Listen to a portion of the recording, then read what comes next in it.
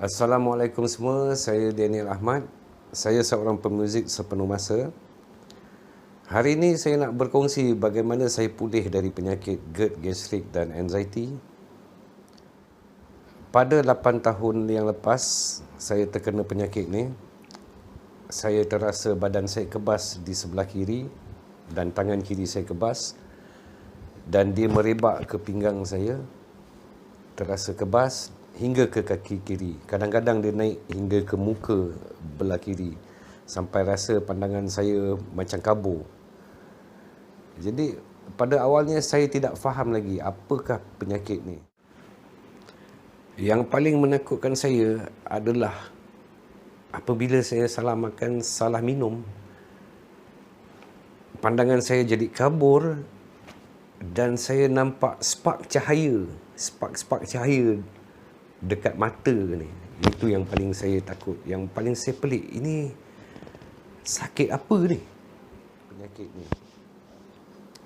Sehingga saya kadang-kadang selepas saya makan atau minum, kalau saya tersalah makan, contoh saya makan terung, makan benda yang sejuk-sejuk, benda macam kacang-kacang, atau saya minum kopi, saya akan terasa pening macam mabuk laut.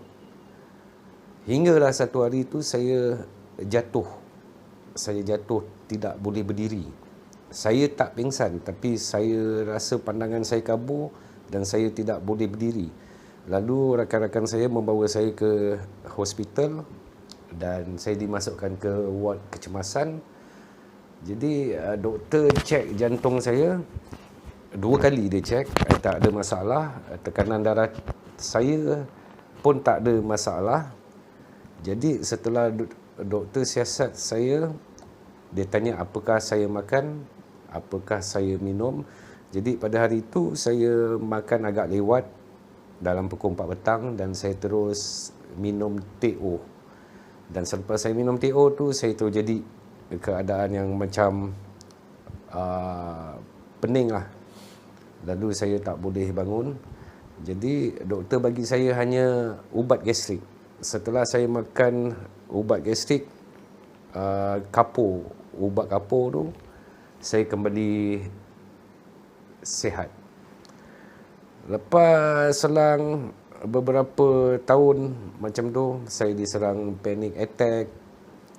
Jadi masa zaman tu pendedahan dan pembacaan tentang penyakit macam saya tu, saya tak dapat nak cari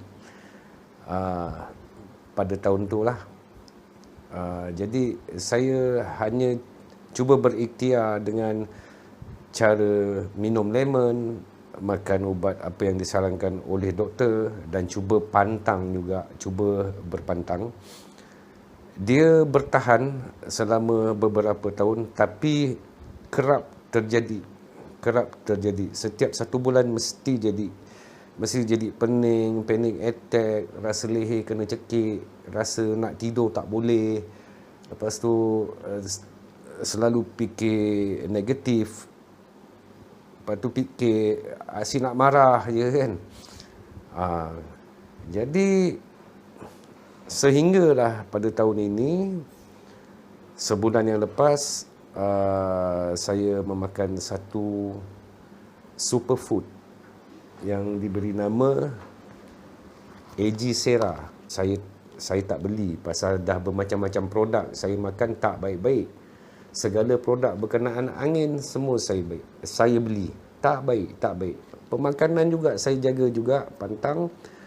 3-4 minggu lepas tu saya memang tak boleh bangun. Saya tak boleh bangun daripada katil. Kalau saya nak pergi ke dapur atau ke tandas, saya kena pegang dinding kalau tak jatuh. Jadi apabila saya konsum dalam lebih kurang 1 minggu, saya dah boleh rasa perubahan badan saya. Saya tak rasa lagi mabuk, saya tak rasa lagi kena cekik. Perut saya dah tak meragam. Kalau tak makan salah.